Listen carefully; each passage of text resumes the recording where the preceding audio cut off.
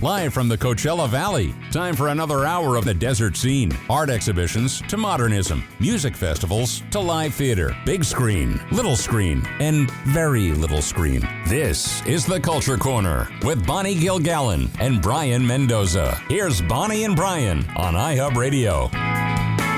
And welcome to the Culture Corner. I'm Bonnie Gilgallon here with Brayan Mendoza. We got some great guests today and a lot of great news to get to. So, Brayan, you wanted to start, we're kind of picking up a little bit from something we did on a recent show, but we were talking about Brittney Spears and the documentary and how sometimes we, the public and the entertainment business, are kind of hard on female celebrities in particular. So let's talk about that. So NBC News, I got to give them credit for this wonderful article called "Their Lives Were Consumed as Entertainment. Years later, some stars see a reappraisal." Mm-hmm. And B. Author, not the actual B. Author, but a social psychologist, she said, "What's happening now is a postmortem.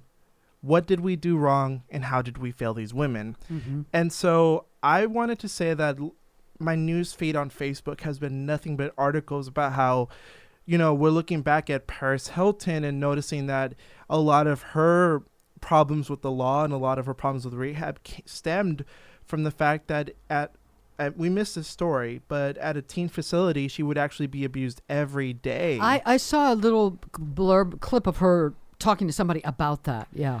And also that Brittney Spears was someone that was always pursued by the paparazzi and mercilessly, yes. And the fact is that when it came to it, these women were always made fun of on television shows. And we as the audience, we can't just blame, let's say, the people doing the interviews. Well, it's them. It's all their fault because we're watching it. And if you watch these interviews, they're laughing.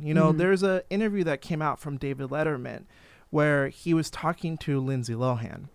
And Lindsay Lohan was going through a lot at rehab, and it's awful, right? Like, the fact is, at least she went to rehab and she was trying to get it together, yeah. And David Letterman, I think that his style came off as really pushy. He kept pushing and saying, hostile. Did you go to rehab? You should go to rehab, and you should...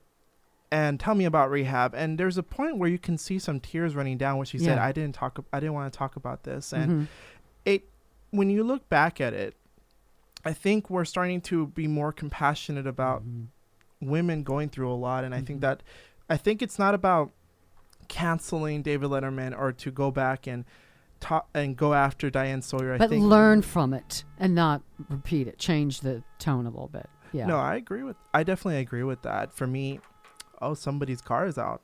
But I was going to say that when it comes to specifically women, I think that for me, we look back at it and we have to learn how to, in my opinion, confront issues of rehab and rehabilitation and being compassionate enough to make people understand that people make mistakes and that celebrities are human. Yeah. I think there was really a trend. I mean, there's always, it's human nature, and always to some degree, the public, let's talk about American public builds these celebrities up because then it's fun to tear them down again. And so I think there's a lot of that. But I think there was a time where that was really, really a trend. And I think you're right. I think that maybe, and who knows why, we're growing up, the COVID or the reaction to how ugly politics has become, that we're getting away from that a little bit and getting a little more understanding. Hey, everybody does have problems, and some people have mental health issues, some people have drug issues, and we're all human beings, and maybe take a step back and try to be a little more understanding. And I think that through time too, because there was a while where Marilyn Monroe's public life was also, food for fodder. People really did like to bring up, Joe DiMaggio, and they like to bring scandals and all that, the Kennedys. And I think after a while, there was a point where people were like, this poor girl probably did suffer from a mental illness. And looking back at it, a lot of psychologists have speculated that Marilyn Monroe had manic disorder. Well, her mother had mental health issues, so it's very possible that she did. And I think I like to think that maybe there's a little bit of a global, universal consciousness shift. That might be a little idealistic, but I'd like to think that maybe we're all evolving a little bit spiritually and starting to look at each other with a little more kindness and love and understanding. I don't know. I could be wrong. I would like to think so too. I think now that when we think about I'm trying to think of a modern day example of a celebrity that is going through rehab. And I think that when we look at it, I think that they're not getting as much press anymore. Like if a celebrity goes to rehab, you don't hear about it as much. Yeah. And I think that that's pretty good, because for me, it's about privacy. It really is. I think that some celebrities would have benefited from the paparazzis not pursuing them. Like Brittney Spears would have been in a different position. There's a young star called Amanda Bynes. She was on Nickelodeon for a while back in the day, and she's also in a conservatorship. And a lot of people are looking back at her situation saying, we really failed her too. We really did. And I think at this point, I would urge anyone who consumes like Entertainment Weekly and Us Magazine and those types of magazines, and I'm going to call them celebrity scandal-ridden magazines, do your purchasing correctly. Like, I think that if you want to see more good, productive stories about people doing well, and if you want to change the narrative about rehab, I think it's important to spend your money. And when you go to, like, let's say a live show, if we ever go back to live shows, which I'm hoping. Yeah, we will at some point. We will. At some point. If you go to a live show and you notice the host is not exactly doing a good thing with the guest, and speak up, speak up, or spend your money elsewhere, And I think also that it's always good to look back at these and lend out support. If you can, put out a hashtag Free Brittney or Free Amanda Bynes or I'm with Paris Hilton and stuff like that. I think social media support's important, but also because it's never too late to lend support to someone who needed it. Yeah. Well, and the other thing is, some of these people that achieve this huge Hollywood global success very young. I mean, that is really hard to deal with. I mean, it's hard enough to, be an adolescent and get through adolescence in your 20s. There's a lot of angst. But then to throw in, you're in Hollywood and you're making millions of dollars and you're doing these concerts and, that's a hard path to navigate. So you really got to get some of these people a break. I mean, that's one of the reasons why, frankly, I mean, I'm a singer and an actress, but if I ever wanted that, it was for about 10 seconds. And then I realized, you know what? No, that's way too much. I want to normalize. I like performing and I like applause and I like an audience and making a little money here and there. But I wanted also a normal life and peace of mind and mental health, I think what's an important thing about the lessons we learn here is that a lot of young people who are entering Hollywood, I think that they're looking back at it and they're looking forward, and saying, okay, not only is it going to be hard for me to get in the business, but is it going to be hard for me to stay in the business mentally? And stay sane. Stay sane. And also, I think that social media has made it, I think surprisingly, social media has not become, in my opinion, the monster that it could have been. Like, I think that if we went down the path of shaming people for going to rehab, I think that social media would have added to that, but I'm glad that social media is now being used as a tool for good. And they're starting to police themselves. I mean, some of that came out of, again, all the ugly politics, but, Facebook, some of it, they're really starting to police themselves more and not let some of that stuff on or block people or suspend them or whatever if you put that kind of stuff on there. And I think they do have a responsibility. I think Mark Zuckerberg and all these people do have a responsibility to police themselves and prevent some of this stuff from getting on there. I agree. And also I think that the community itself, I think it's important to understand that there are far more positive comments than there ever will be negative comments. I think that the best thing when I go onto a Brittney Spears Instagram post, because I started following her on Instagram because in the documentary they highlighted how she throws hints about her situation. And I started following it, and it's wonderful seeing all that support. And I think during COVID, I think it's good to support yourself through, not necessarily support yourself, but to surround yourself by positive energy. Absolutely. And I think one of the things you should do is go to a celebrity or go to a page where there's a lot of love and support and read the comments, and you'll see how compassionate humans are. We're so used to on the news hearing about the worst of humanity, but I think it's important to look towards the little spots where the best of humanity shines through. Yeah. So I'm very happy that we're getting better on how to treat women in the industry, but I still think we have a long way to go. I still think so. Yeah, and I think also, when you put something negative on Facebook or whatever, you spew out negativity wherever it is, whether it's comments on Facebook, whether it's politics or whatever it is. I mean, I have found, every now and then when I feel like have to, I've said something political, but I try to stay away from it. You find that the less of those negative comments you put on Facebook or spew out, the more at peace you feel. What you give out, you get back. And to just spend a lot of energy and time spewing out negative stuff and slamming other people, it really doesn't make you feel great inside. It really doesn't. Might sound again Pollyanna, but it's the truth. If and then you have to look at yourself and ask yourself, why do I feel it's necessary to, somebody once said, before you speak, ask 3 questions. Is it true?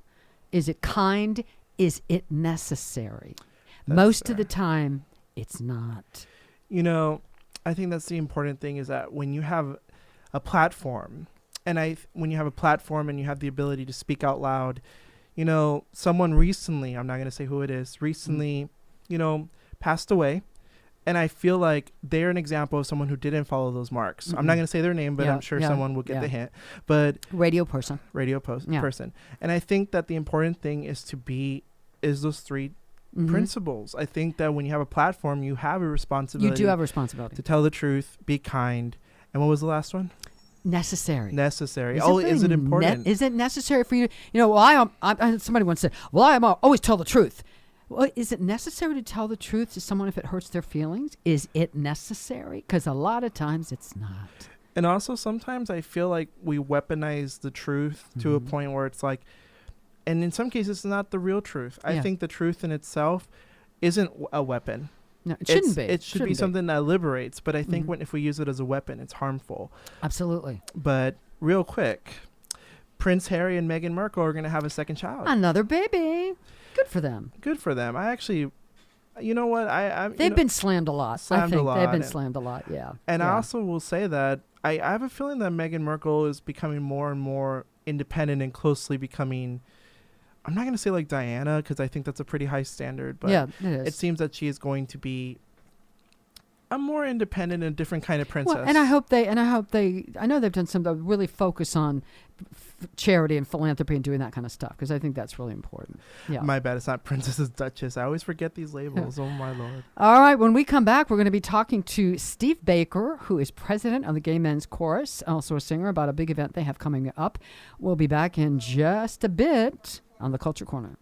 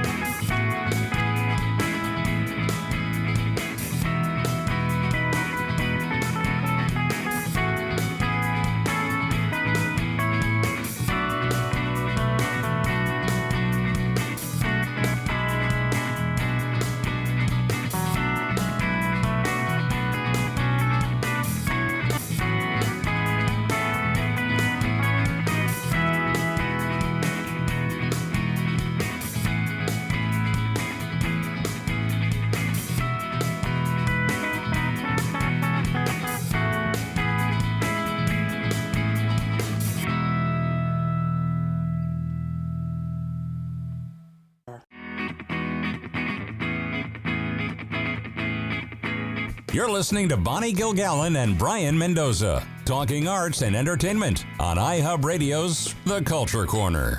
Here are Bonnie and Brayan. And we are back on the Culture Corner, and now we're pleased to welcome to the show Steve Baker, who is president and first tenor with the Palm Springs Gay Men's Chorus. They got a big event coming up. Hi, Steve. How are you? Great. How are you? Good. Thank you for being with us today. We appreciate it. So what's coming up? Boucher, you're doing a big thing at Boucher. Tell us about it. Well, we decided to thank our donors as well as our major sponsors and supporters to a wine tasting event that's going to be both virtual and in person at Boucher.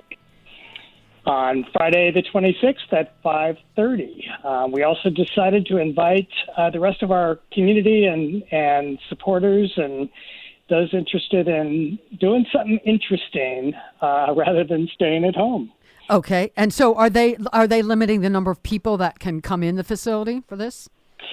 Yeah, the on-site Boucher has a wonderful, beautifully done canopy tent outside, and they can hold about 30, 35 people, I think, Okay. Depending on the size of the group. And so, yes, we have space outside and, of course, unlimited space virtually. And so how does the virtual thing work? What we're going to do is a brief introduction from myself and a couple of other people in the chorus. Again, thanking all of our supporters and sponsors and partners. And then we're going to turn it over to the winemaker. We also, Jeff Hawker's arranged for Lisa, a wonderful wine expert, somebody who's phenomenal at knowledge of wines and wineries. And they're going to conduct the tasting virtually. And for anyone who signs up, you can stop by Boucher and get your tastes of wine, as well as a charcuterie plate, so that you can enjoy it at home. Okay, and tickets are $40 a person, correct? That's correct. Tickets are $40 per person. Easy to get a ticket. You can go to psgnc.com. And in the right-hand corner, it says wine tasting. Press that button and you can place an order for a ticket. Excellent. And you guys, the Gay Men's Chorus, you've really come up with a lot of initiatives. To help. You did a 1,000 PPE masks made for Eisenhower. Tell us a little bit more about what some of the things you've done. Well, thank you. It's something very important. It really aligns with the mission of the chorus to give back to the community. We get such strong support for people attending our performances and loving the music that we do. And we also think it's important for us to give back to the community in general. So once the pandemic hit and we were no longer able to perform nor rehearse, we went ahead, as you mentioned, and did over 1,000 masks that we provided for Eisenhower Medical Center. We also did a school supply drive for 3 elementary schools in Coachella Valley. The kids have been hit dramatically, and they, having to work at home, school could not provide them with supplies. They were not able to bring them from school. And so we had a great school supply drive supporting 3 elementary schools, and it included 2 Chromebooks for those students that were not able to get their Chromebooks working. Mm-hmm. We also did a food drive for Martha's Village and Kitchen to help resupply their pantry. We also did a gathering of essential supplies for Well in the Desert for those that are in need of just the basic supplies to keep healthy and safe. Mm-hmm. And then a real fun one we did in conjunction with the farmers market was a toy drive at the holiday season for Martha's Village. And we did hundreds of toys and gift cards that were given out on Christmas Day. Excellent. And let's talk about the Gay Men's Chorus. How long has it been around? How long have you been involved? Do you have auditions every year? Tell us a little bit about it in general. Sure, happy to. We've been around this is our 22nd season. Unfortunately, our 21st season was a little bit quiet for good reason. But we've been around for 22 years. Before the pandemic hit, we were about 85 to 100 men, depending on the concert and the time of the year. We performed 2 concerts each year, or shows, as we like to call it. One in the springtime, and then a holiday concert, which is always a sellout. We do have auditions every year, and if it's at all possible, we'll be holding auditions later this year for our season next year, assuming we can get on stage.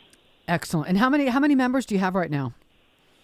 We have right now we have about 80, 85 on our roster. Of course, everybody's been pretty quiet with the pandemic, and we I've been keeping in touch with everybody via Zoom and via Facebook and so on. But right now, about 85 people. Okay. And so, again, the big event is coming up Friday, February 26th, 5:30 to 7 at Boucher. Wine tasting, you can either go in person or virtual. For tickets, you can go to www.psgmc.com and click wine tasting. It sounds like a blast, like great fun. Thank you, Steve, so much. Continued success with the chorus, and I hope you have a great turnout on the 26th. Thank you for your support and great show. I really appreciate it. Thank you so much. All right, we'll be back with more in just a bit on the Culture Corner.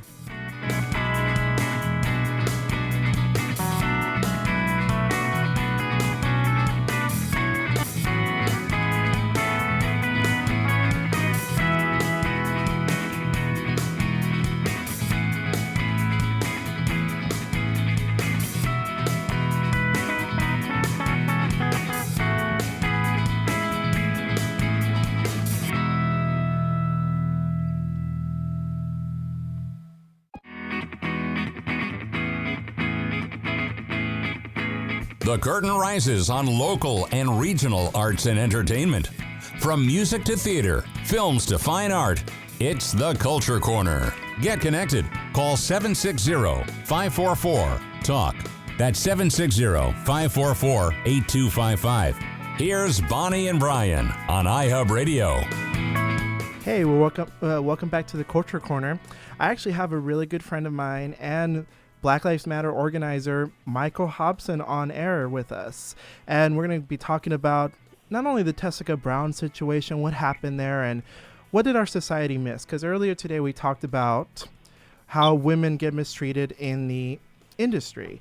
And I think that one thing we missed out in our conversation, Bonnie, was we didn't mention a lot of black women on ours. Sometimes get it even worse, which is not right. Yeah. And I wanted to ask Michael, not only what are some insight you can give us about the Tessica Brown situation? Because you had a really good take on it. And for those of you who don't know who Tessica Brown is, because she goes by a different thing in the media, she's the girl that accidentally put Gorilla Glue in her hair and had this whole fiasco where she had to get it removed. And it was like, I thought it was a really sad situation. But I wanted to know your insights on, if you can share some insights on this situation and why it went down the way it did, Michael. Yeah, and thank y'all for having me on. I really appreciate it. It means a lot. I'll just say I think framing is important. I think it's important. I have two sisters, and I know that in a white supremacist, racist society, black women have done just odd things to their hair. And I'm referencing a article off Essence from Candace Bimbo. She's a writer and just does a great job speaking about the black female experience, and she talks about that. So I think that's proper framing. That, I mean, even things like creamy crack has some of the same ingredients that Gorilla Glue has, and creamy crack is used, widely. And there's a specific name for it, but it's called the creamy crack because there's so much acidic things that damage your hair. And now that we're blessed to live in a time where people have information, it's not as popular. So I think that's just proper framing. And it was really sad to see the misogynoir and just that hatred of black women come out in full force, especially with other black folks. And so I just think it's important to have that proper context. And, I'm not going to lie, I got a chuckle out of it, but I didn't, I didn't spew any anti-blackness online. And I think what Candace is really trying to hone in on is this idea that we're so harsh on black people, but also especially black women. So that was my biggest takeaways from the whole situation. And she got a solution. That's really the most important fact. She found a solution online, and she gave back $20,000. So that's my take. Hi, Michael. This is Bonnie. What was that last part? Hey, Bonnie. She gave back $20,000. Did you say? She gave back. She gave back $20,000 to an organization that I believe helps folks in, I think, similar situations. I'm trying to remember, but it was towards charity. She gave it back towards charity. Well, good for her. $20,000. Yeah, I have a question for you in general, and I think you're absolutely right. Black women get a double whammy because the misogyny and racism. Do you feel like it's slowly getting any better at all? I think awareness, you know, and I come from a more, I guess, conservative family. I think it's getting better, just the awareness, the fact that we're talking about misogynoir, which has been something discussed for decades among Black female academia and Black women. So the awareness is important. So I do think it's getting important. They're like, you know, they talk about with folks who struggle with, you know, any addiction to it. You have to acknowledge, you know, you have to acknowledge the thing before the addiction, before you can move on. So in that context, yes, I think it is getting better. But we have our work cut out for us. You know, it's interesting you bring that up because, like, one of the things is that I think a lot of white actresses and white singers who've had problems like addiction and all that, they're getting like reappraisals, and like Brittney Spears and Amanda Bynes. But I feel like that's not a sentiment that we're giving towards like women like Whitney Houston. And I think that that's really unfortunate that a lot of Black women like Whitney Houston don't get that support, and sometimes they're not even around anymore to get that reappraisal. So it's still a double standard, you think? Yeah, I think so. But I also wanted to talk to you about media. And since it's Black History Month, I wanted to see what are some media that you felt personally made you feel seen, or has there ever been any media that made you feel seen in your own collective space? Wow, that's a good question. I watched The Hate U Give. It's based on a book. I saw that now 3 years ago, but I do felt like I could resonate with it because, you know, growing up in a Black family, being ingratiated into Black culture, and then, you know, the character goes to a predominantly white school. So I've been in those type of situations where you feel like you almost have two different identities in your home and in your neighborhood, and then going to a predominantly white school, what you have to do to assimilate. And you don't just, you know, I grew up with working class Black parents who did not go to college. I don't hold that against them, but there were just things they didn't teach me about, you know, navigating that type of world and what I needed to know. So I thought The Hate U Give overall was good. It wasn't perfect. I think even the Judas and the Black Messiah, and that's just fresh in my head. I saw that last week. The way in which Fred Hampton held the Black Panther men accountable for their sexism, I think is really powerful, and that's what I try to do in my organizing and even with my friendships, is holding other men accountable. And I just think the whole movie was beautiful. You know, not easy to watch, you know, because we know the ending of, you know, Fred Hampton was assassinated, but it was a really beautifully shot movie and was validating because the revolution will always continue. So to see his legacy, influence, organizing today is profound. Michael, I wanted to ask you about movies. I'm glad you brought that up. It seems to me that like maybe slowly there have been over the last couple of years more movies telling the African-American story with African-American actors, directors. Are you feeling that? Or you think we're moving in the right direction in that way?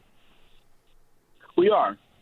And I still think, you know, we have our work cut out for us. You know, there was the new Malcolm and Marie movie, which I know Zendaya was heavily involved with, which is great, and she's a phenomenal actor. But the director was a white man. Mm-hmm. Which is, I was talking to another Black friend yesterday. I have issues with that. Like, that's not his story.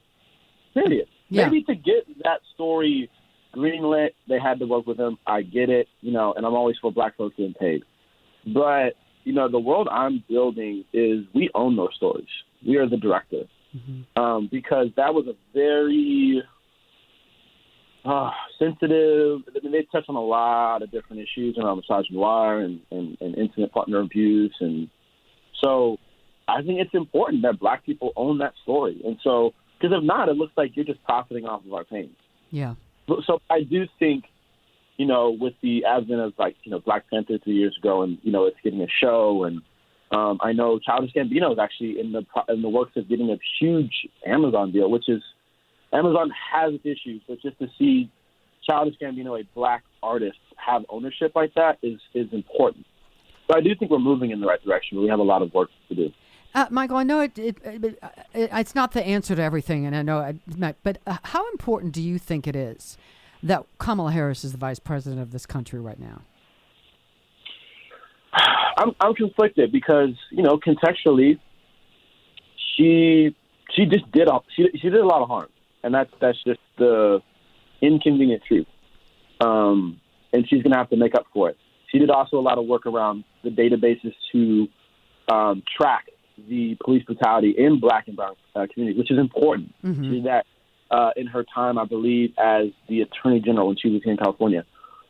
It's extremely important because representation matters, but I do think, though, and we're getting these issues with, and I'm making connections, Lori Lightfoot, we're finding out the mayor of Chicago has used, over half of COVID money to the cops.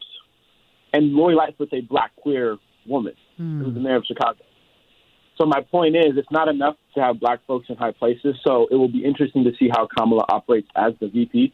I'm rooting for her, but she is going to have to just dismantle the status quo.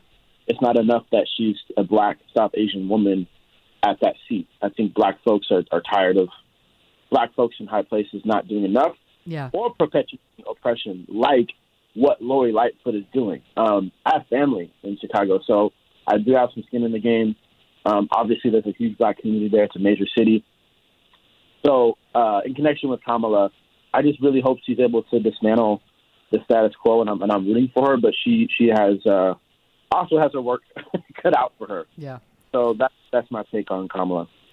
I wanted to ask, I think when we were texting, I wanted to ask you, do you ever think you'll ever wake up one day and feel like justice has been served in America for black folks? Do you think that's ever going to happen, or are you kind of hoping that to get there as close as possible, or do you ever feel like you'll ever not stop? Do you ever feel like you'll ever see it?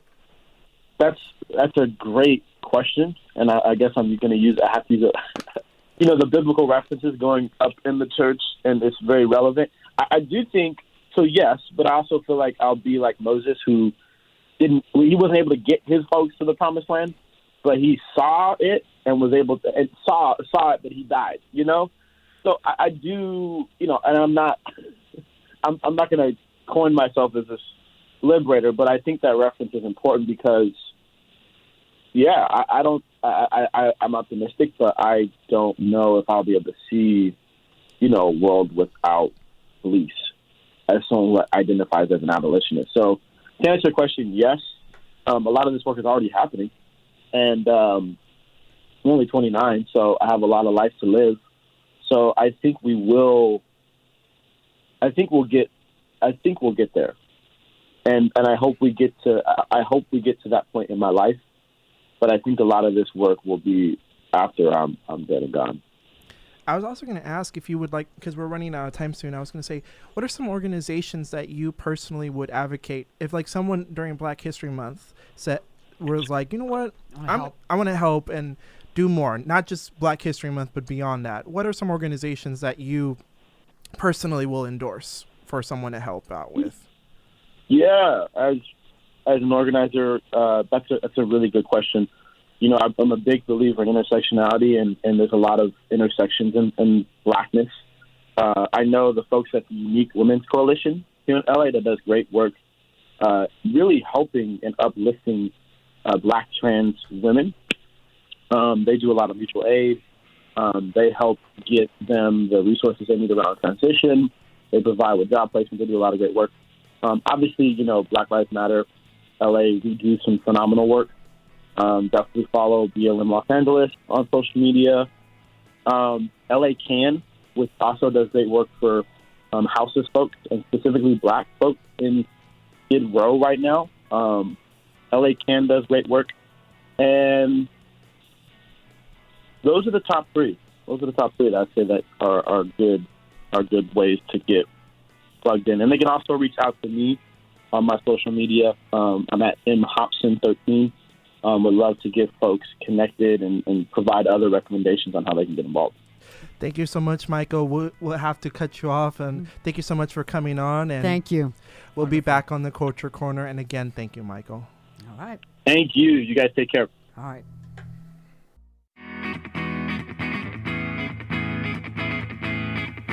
You're listening to Bonnie Gilgallon and Brayan Mendoza, talking arts and entertainment on iHub Radio's The Culture Corner. Live from the desert cities of Southern California, here's Brayan and Bonnie.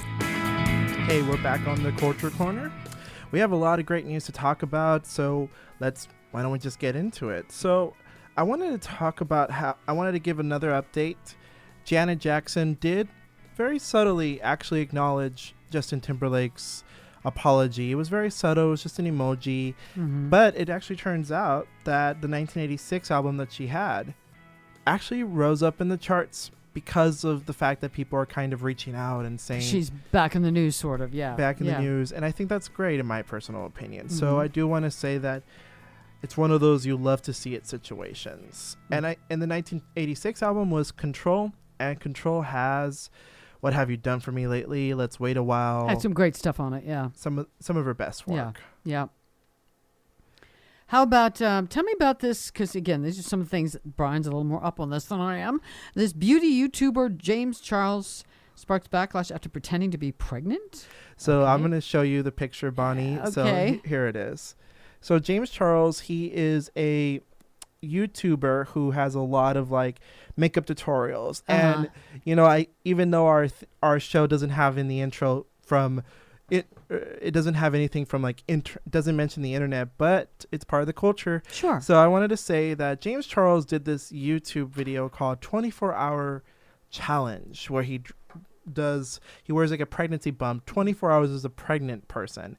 And a lot of people feel like it's a little insensitive. And I do want to say that my first thought is it's just kind of a weird thing. It's weird. Yeah, it's like, what made him do that? It's weird because, there are men out there like trans men who get pregnant because they have a uterus and all that. But when it comes to like him, he's a cis man. So for me, like, it's kind of strange. It's like, okay. So what was his point? Do you know what his point was for doing this?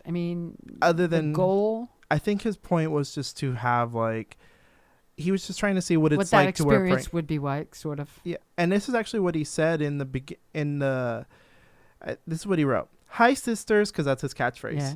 In today's video, I'm trying something I'll never get to experience, being pregnant. My best friend Laura is pregnant with her second baby, so she challenged me to be pregnant for 24 hours to see if I was strong enough to go through what she goes through. I hope you all enjoy the video. And some people felt that I think one comment on there actually said that kind of summarized the backlash a little bit. To pretend to be pregnant when there is women who cannot.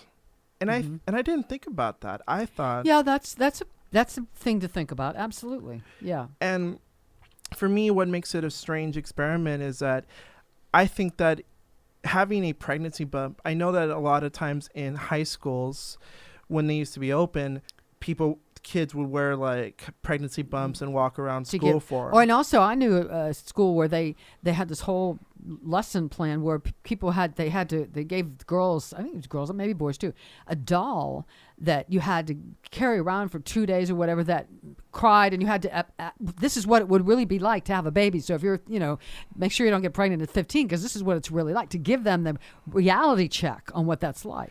Oh yeah, and in my high school they went out of their way to include men too, where the men actually had to wear the pregnancy bump, and they also had to carry the baby around. Gain some empathy and understanding. Yeah. Yeah, and one of the things was that, in my opinion, I always was very supportive of that curriculum because I think, like you said, it gives people context as to like the responsibilities of being a parent. It's a serious deal. It's not just a toy or a game. Yeah. Yeah, and for me, I think that James Charles had good intent. Well, I don't know if they were the best intentions. They were. I call them somebody wanted to have fun. He wanted to have fun, but I think sometimes when in our fun, I think that when you publish it, he published the video, and I don't think that necessarily I would say he's a bad person or anything like that. I think if anything, it's just kind of a weird thing where it's Maybe kind of like poor judgment, perhaps. poor judgment. Yeah. Yeah, certainly. Like, Yeah. especially considering that I think that a lot of times,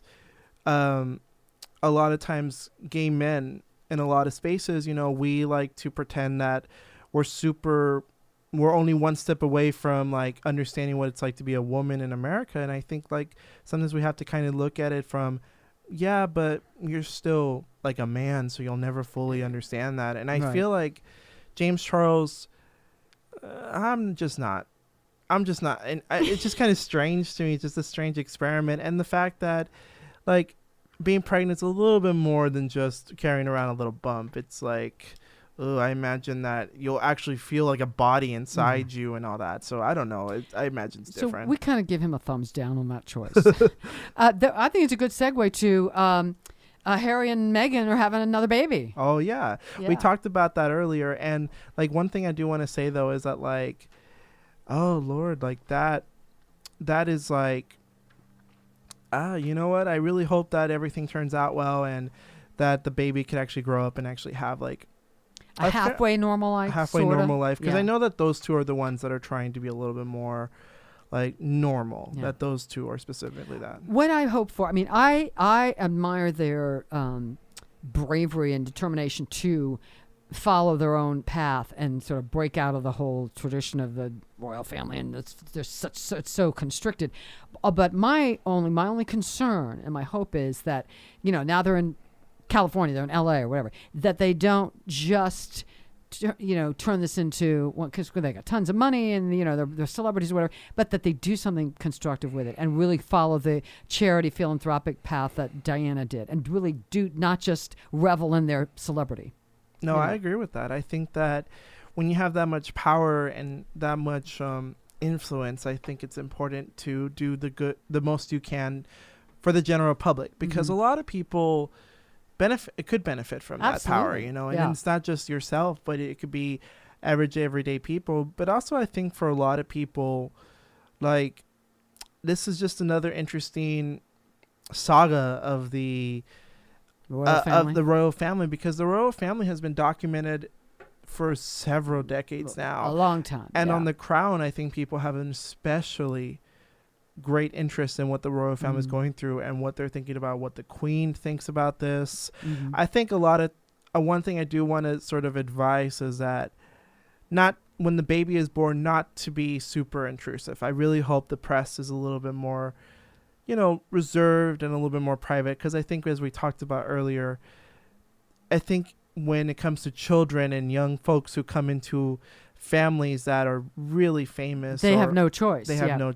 And I think it seems like for the most part, the royal family, when they have children, they grow up to be pretty reasonably okay or healthy children. Like, I mean, so far we think so anyway. Yeah. Like, I would say, like, I think Harry turned out pretty okay despite some of the tragedies in his life. And, well, hopefully when the baby's born, it's in a much better world. Yeah. And hopefully I was going to say the Merkles, but that's not hopefully Harry and Meghan, they do the most they can with what they have. And not only for their children, but for other people. Other people too. I'd hate to see them rebel just for the sake of rebelling. I do something positive with it. And part of the privacy thing is some of it's in their hands. I mean, they can do a little bit to keep everything private. Of course, the paparazzi has a lot to do that too. So anyway, all right. We'll be back with more on the Culture Corner. Lots of great guests right after this break.